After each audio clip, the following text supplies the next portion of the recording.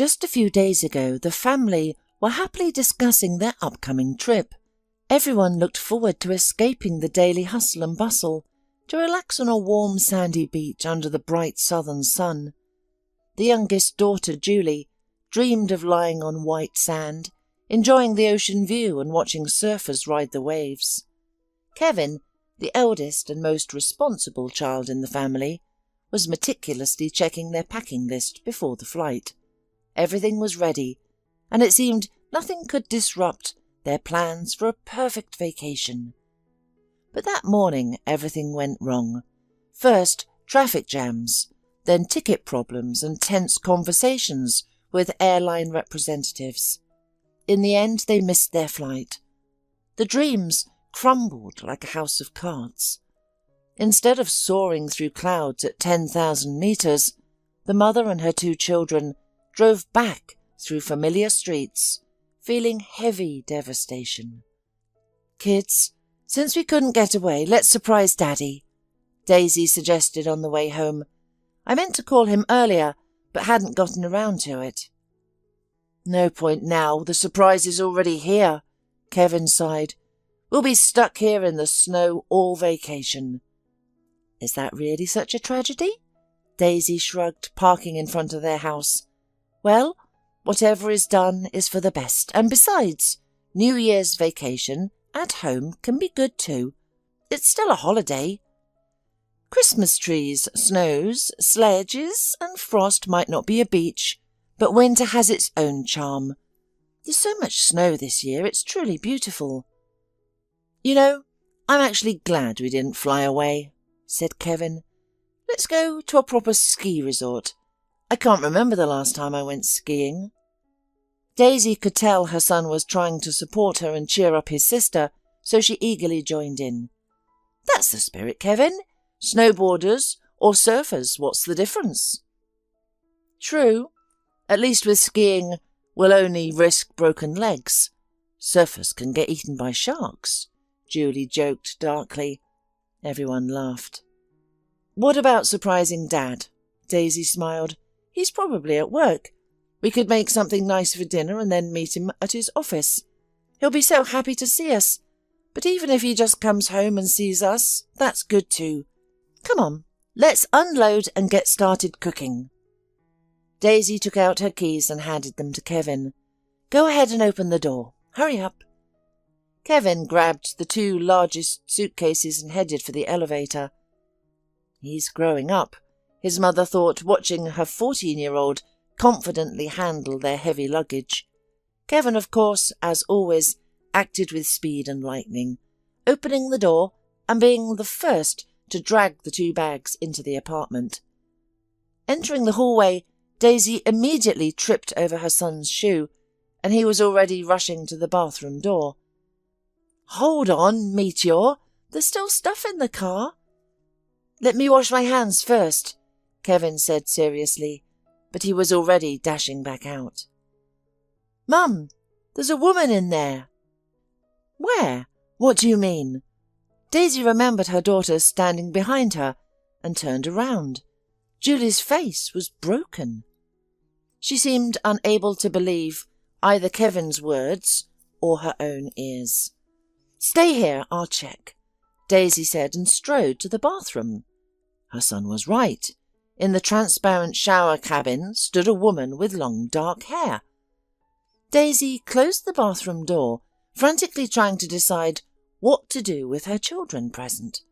She needed to get them away from this nightmare. The thought struck her like lightning. But at that moment the shower stopped and the woman's wet head peeked out from behind the glass. "Honey bunny, are you home? Bring me a towel." Her full scarlet lips stood out on her flushed face. "I'm sorry, but you might have mixed up the apartment. Are you sure you're in the right place?" Daisy muttered, saying the first thing that came to mind. "Where's my honey bunny?" the woman asked, looking out from the shower cabin, her eyes wide with surprise. "Who?" Daisy asked, though she immediately understood. "You mean Lane?" After a brief pause, the stranger nodded. Daisy wanted to say something appropriate, but words failed her. Nothing about this was normal. "Daddy?" came a voice from the hallway. Daisy peeked out from the bathroom. There stood her husband in the doorway, fresh from outside. He was clearly in high spirits, evident from the smile he hadn't managed to hide and the champagne bottle in his hand. Julie and Kevin stared at their father in silence. Lane finally spoke. "I took the day off. Why aren't you on your flight?" "Important things came up," Daisy replied. "I see you've made other plans too." "Ah," he nodded. "I thought you'd left, so I bought champagne." "Yes, I can see the champagne. I'm not blind." Daisy took a deep breath, collecting her thoughts. He'd bought champagne thinking they were gone, for that woman in the bathroom. What now? She wondered. "So you have—" She nodded toward the bathroom. "A guest. The champagne's for her?" "Yes." Lane, more composed than his wife, set the bottle on the shelf under the mirror, smoothed his hair and tucked his hands in his jean pockets. "This play was unnecessary," he said confidently. "My play? What do you mean?" "Stop pretending. You must have known for a while. Though I'm at fault too. I wasn't very discreet. Only a fool wouldn't have noticed. I thought you were being wise, understanding that family matters more than a temporary and meaningless affair, and choosing not to make a scene. I actually admired you for it. Who knew it would end so predictably? But why fake a cancelled flight? Coming back and dragging the kids into it? Couldn't you have waited for things to settle naturally?" "What needs to settle?" came an anguished voice from the bathroom. Daisy pressed herself against the door, holding it shut. The last thing they needed was this woman bursting out without her clothes or towel into the hallway. "What do you mean, settle? Honey bunny, what about your promises? You said you loved me, that you wished we'd met sooner, that you'd waited your whole life for me." The woman tried to get from the bathroom, but Daisy held the door harder. "At least throw a towel over yourself," Lane shouted, helping to prop the door open. "There are children here." "What did you promise me?" yelled the woman. "What did you tell me? Have you forgotten? That you'd decide everything yourself. You only had to wait a little while." "What was I supposed to tell you? The truth? That I just wanted to have fun? Who knew you were such a fool?" Lane yelled back.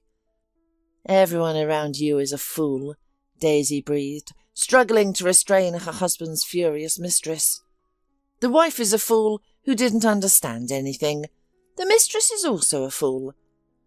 "To hell with you both, just leave me alone." Lane gritted his teeth.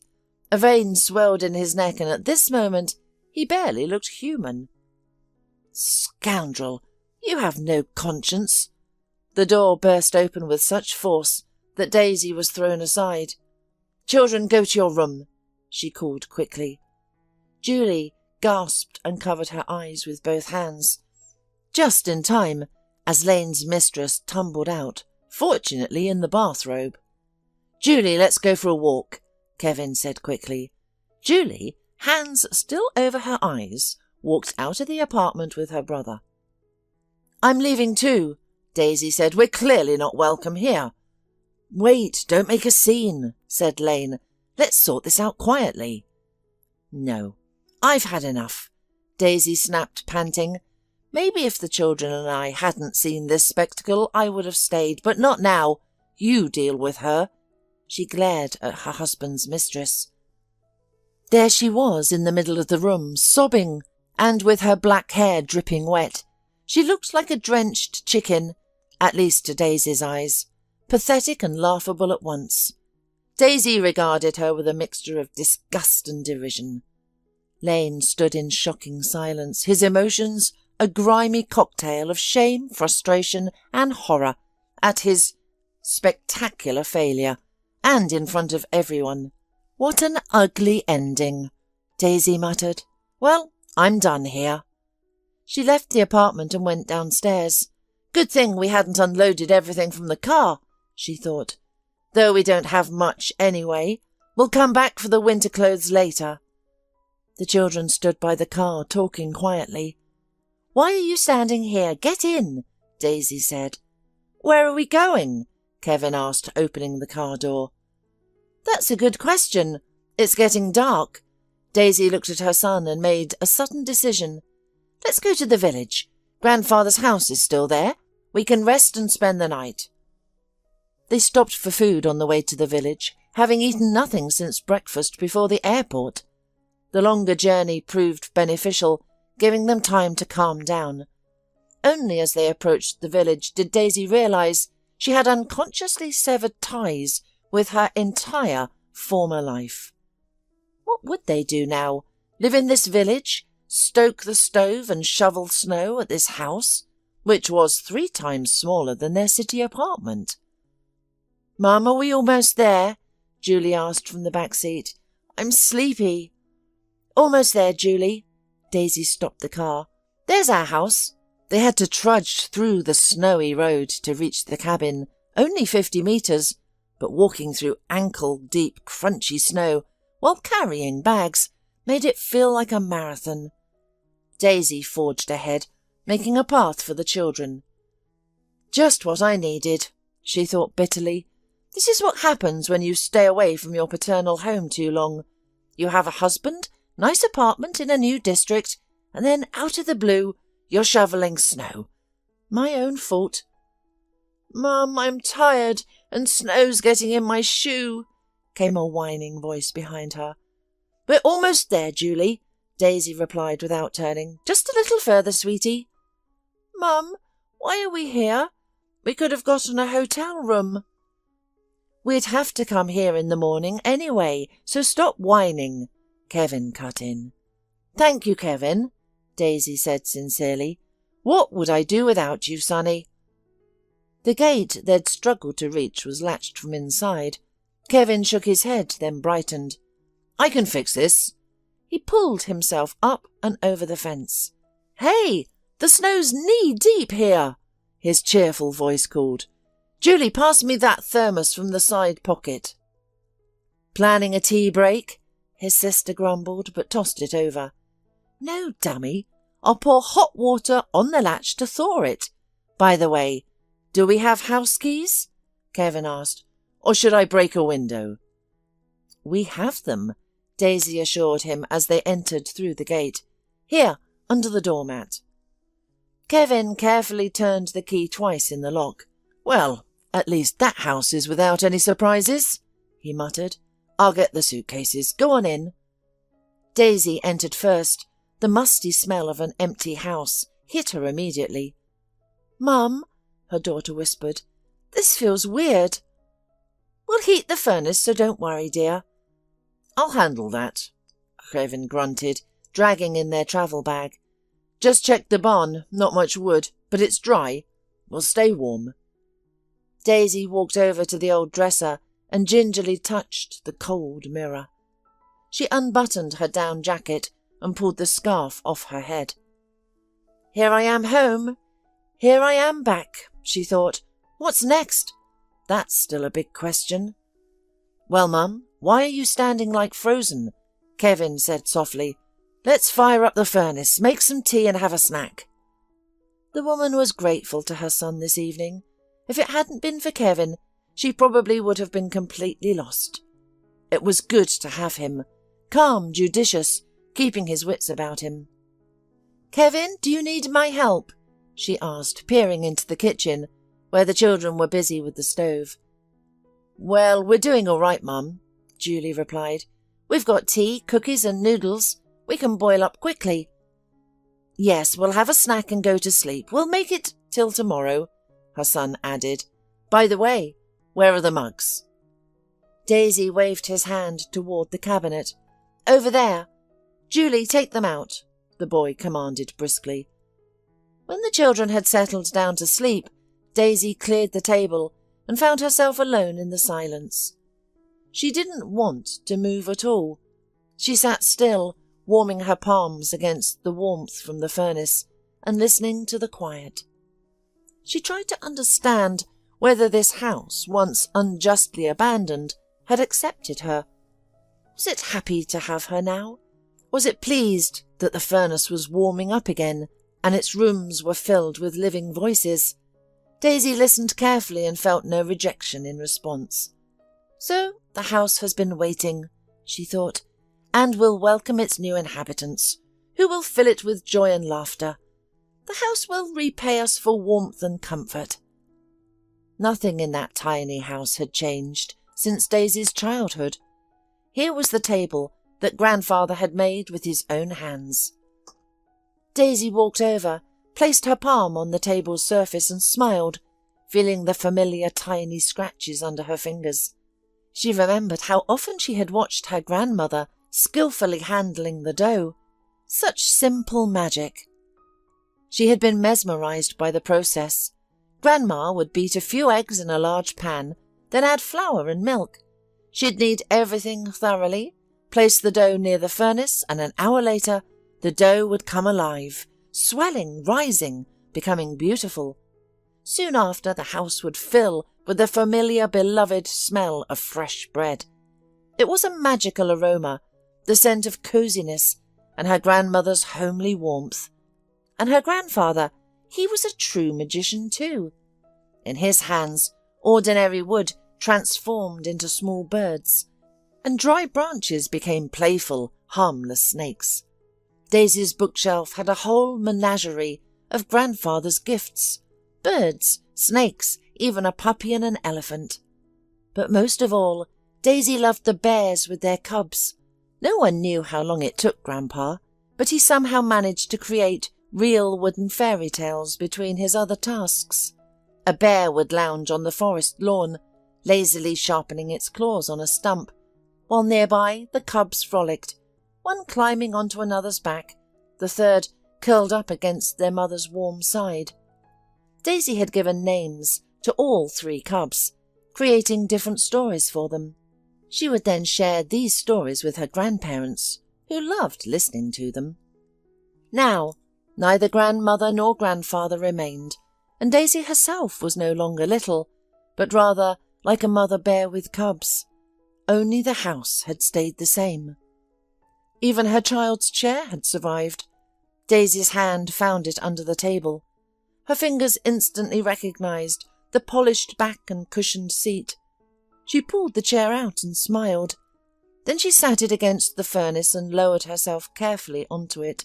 She leaned against the warm side of the wall, closed her eyes, and nearly dozed off. Suddenly, her phone vibrated in her pocket. The screen showed an incoming message. From her husband, of course. Since you chose to behave this way, stupidly and unreasonably, it's your choice. I want to warn you that all your cards have been blocked. We'll see how you behave from here on out. Maybe I'll change my mind later. I suggest you use your brain and common sense. Oh, great. He woke me up to make me happy, Daisy muttered, tucking her phone back into her pocket. Typical of him. After returning the small chair to its place, Daisy settled on the sofa, covering herself with her down jacket. But sleep wouldn't come. What if Lane isn't lying? Of course he isn't. Then we're in trouble, as they say. I don't have much cash. All right, I should stay calm. No panicking, she whispered. We've got property division and custody arrangements ahead of us, but that's for later. Also, I still have my car. Should I sell it? No, I need the car. So, there's only one option left. I need to find work. I've been at home long enough. Of course, Daisy had an education. Between having children, Daisy had led arts and crafts classes. Yes, this village once had a school and kindergarten, but that was long ago. The school closed about 6 years ago, and the kindergarten even earlier. There were no arts centres here. Where could she go? Well, there's enough thinking for today. I'll deal with this tomorrow, she thought, and whether from finding peace or pure exhaustion, Daisy finally fell asleep. In her dreams, she heard her husband's caustic voice. Well, well, we'll see how you manage without credit cards. You'll end up a milkmaid, living on one salary." In the morning the woman awoke to strange sounds. Something outside the window creaked and squeaked. Daisy got up from the couch and looked out. In the yard, her son Kevin was wielding a huge shovel. Seeing his mother, he waved, stuck the shovel into the snowdrift, and came inside. "Good morning, Mum. I found a shovel, and I thought I'd tidy up while everyone's asleep." "Oh, Kevin," Daisy said gently, brushing snowflakes from her son's bangs. "But you're only 14. You're still a child. You'll wear yourself out." "No, I won't," Kevin replied. "Remember what you always told me. A man is either a man, right away or never." "Yes, I remember," Daisy sighed, smiling. "I remember everything. Go on, while Julie sleeps, finish clearing the snow, and I'll go to the neighbours and see if anyone will sell us some eggs for breakfast." She pulled on her down jacket and slipped into her still wet sneakers. "There are felt boots behind the furnace," Kevin remarked. "Why don't you wear those, Mum? And I'll put your sneakers near the furnace to dry." "Oh, Kevin, my clever boy, you've already explored the whole house. And yes, the boots would be the better choice," Daisy said cheerfully. It had been a couple of days. She'd already called the lawyer to have him draw up the divorce papers. Daisy had little cash, of course, but the children's savings came in handy. Once returning from the grocery shop, Daisy didn't find her son at home. "Where's Kevin?" Daisy asked Julie, who had just made tea, which smelled wonderfully. "Mum, Kevin went to the neighbours. Said he'd ask around, see if anyone needs snow cleared from their roof or wood chopped." She hadn't finished speaking when the front door slammed and a frost-reddened, satisfied Kevin appeared. "Mum, you're home already?" he asked, spotting her boots in the hallway. "Yes, Mum's in the kitchen," Julie called back. Just then Daisy's phone rang, and she answered without checking who it was. "You've humiliated me. I've never seen such insolence, and don't expect child support." It was her husband, his voice hysterical and uncontrolled. "What? Me? Just go away. I've heard enough," Daisy shouted, barely breaking through his endless stream of words. She couldn't bear to hear more of his accusations. She ended the call and immediately switched her phone to silent mode. Just then Kevin walked in. "Mum, look what I've brought." Kevin proudly placed 2 huge pockets in the middle of the table. "All honestly earned," he said, removing his jacket. "There's an elderly woman nearby with an invalid husband who can't walk. I cleared snow from their roof, then cleaned their barn and driveway. They couldn't pay me in money, but they gave me food instead. Fresh milk, a whole can, some butter, a bag of potatoes, plus some frozen meat and jam. Not sure what kind, but they say it's good." "What a haul! What a haul!" Daisy marvelled. "This will feed us for 3 days." Her heart swelled with endless tenderness for her son. What a wonderful boy she had raised, so much like his father. Daisy had avoided these memories for years, forbidden herself to remember. It had been too painful. But today, for the first time, the memories enveloped her like a warm blanket, different from before. She remembered her surprise back then, wondering at how handsome he was. He could have been an actor, yet there he was in the pedagogical college library. Back then she'd thought all handsome men wanted to be on stage or at least on TV, but Dave sat at a nearby table surrounded by textbooks, taking notes. The next day when he saw Daisy, he gave a slight nod. This was normal. Students who often crossed paths would greet each other without even knowing names. Daisy returned a friendly smile. Dave immediately gathered his notebooks and books and came over. He pointed to an empty chair. "May I?" "Of course," Daisy said, adding silently to herself, "You can do whatever you want," then laughed at her own silliness. But what could she do? Love at first sight is complicated. Dave, it turned out, wasn't from the pedagogical college at all. "I'm writing a term paper for a friend," he explained. "These books can't be taken home, so I need a day pass." Daisy listened, fascinated, though truthfully, his field of study didn't matter to her. She realised with surprise that he could have been studying linguistics or geology. It wouldn't have changed anything. She just wanted to be near him, listening to his voice. What followed she remembered hazily, without details or sequence. She recalled the autumn sun shining, golden leaves crunching underfoot. She remembered ice cream in waffle cones by the Embankment street musician. They were so happy then. But just 3 months later, Dave left.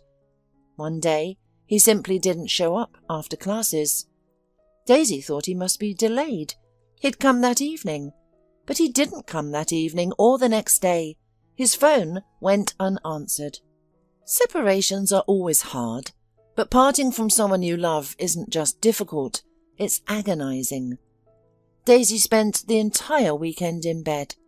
Friends called, inviting her out, suggesting she move on, but she stayed home for 2 reasons. First, she secretly hoped that Dave would come. He'd call. However, after a week and a half of silence, it was probably foolish to think this. But blind hope persisted, slowly destroying her. No, it would be unbearable. How could she go on? The second reason terrified Daisy even more, bringing instant chills and sweaty palms.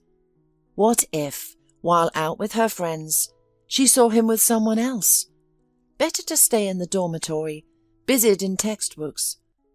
Daisy passed her exams with excellence, but felt no joy.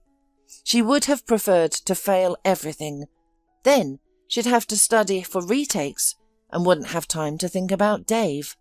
She went to her grandparents' house in the country for winter vacation, and for the first time in ages, she was able to turn off her phone, push away her thoughts, and truly sleep. At home, even the walls help, Daisy thought as she woke up in the morning. She sat on the bed, wrapped to her neck in a warm blanket, and contentedly breathed in the air of her childhood home. Grandma had already baked buns, and the house was filled with her favourite childhood aroma. Daisy suddenly felt that everything would be fine. She was home.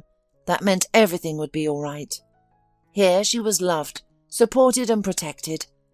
New Year's Eve was coming. Grandfather would bring a tree from the forest. She would make paper garlands, and Grandpa would likely carve squirrels and hares from wood. It would be a celebration. She was so absorbed in these thoughts that when there was a knock at the door, she assumed it was Grandpa with the tree, but instead of his voice she heard another.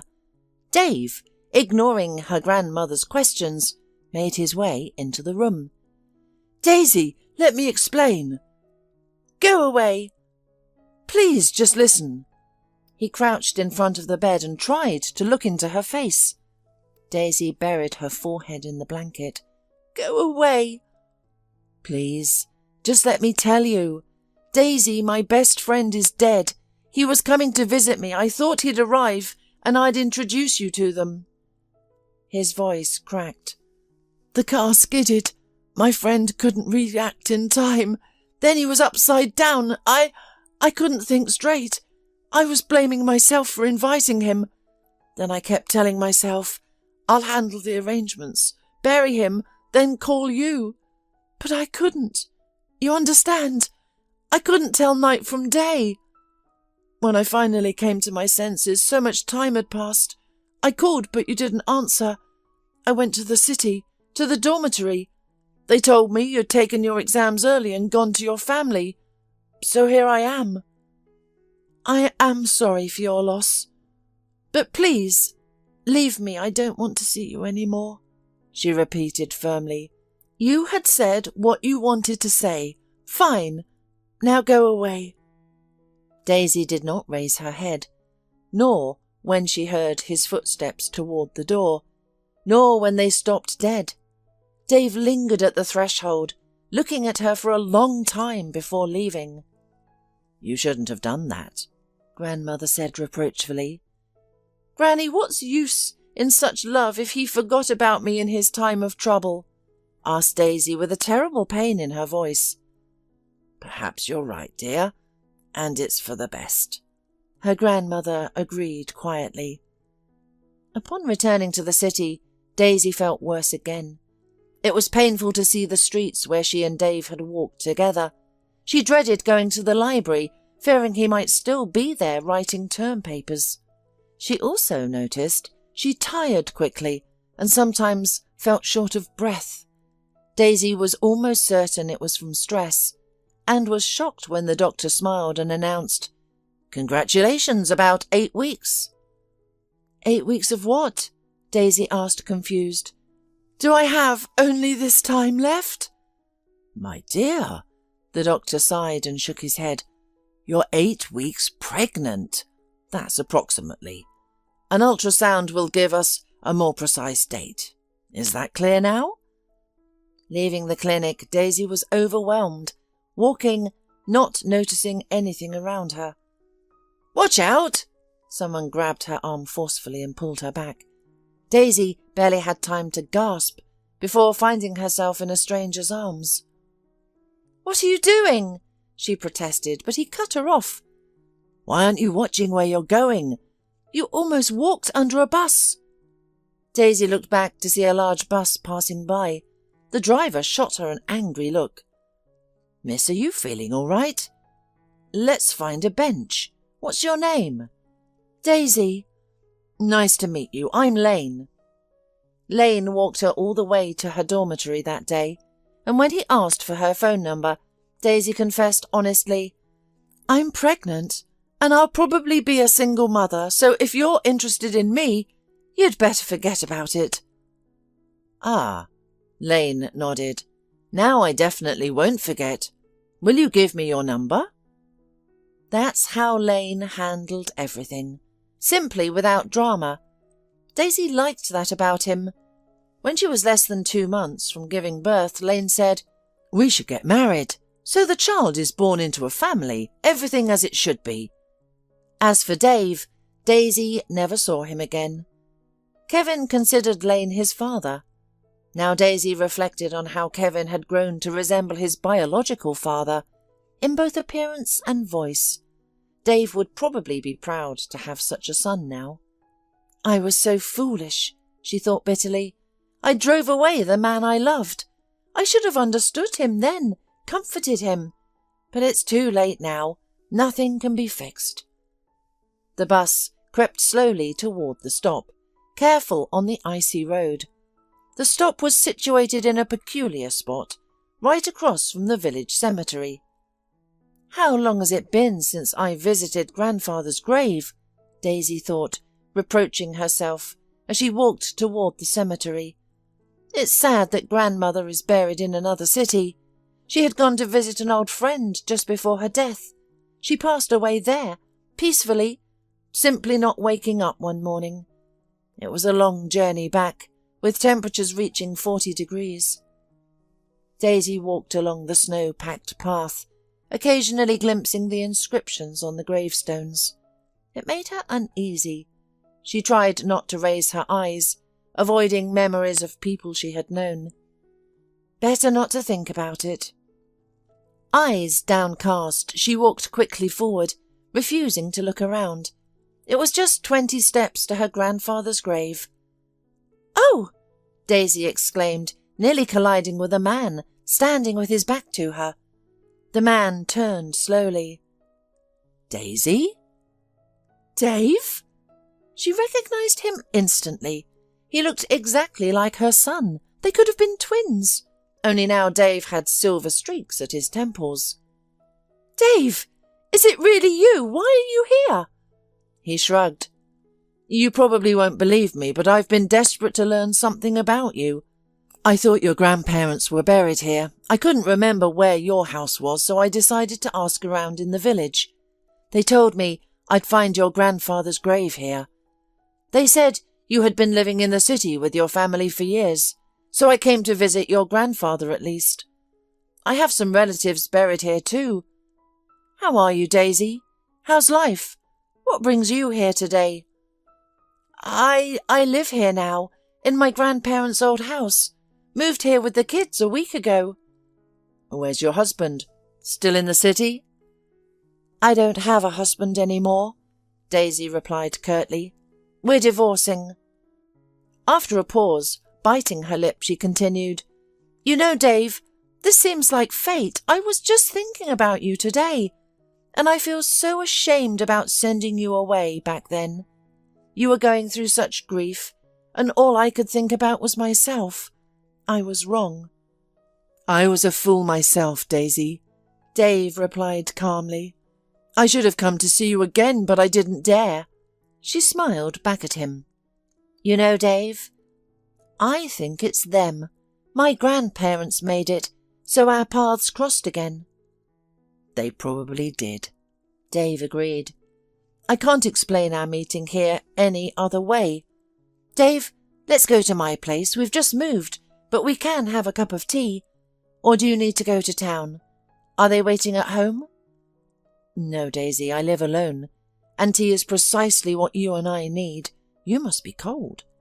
"Well then, let's go check on my grandfather. I want to thank him for this meeting." "And I have a car. We'll get to the village in no time." Dave spoke with such sincerity, without a hint of pretense. He was genuinely overjoyed to see Daisy. "That's just like Kevin. He never pretends to be something he's not."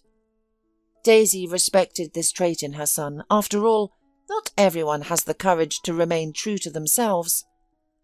After visiting Daisy's grandfather's grave and returning to the car, Dave began talking about himself.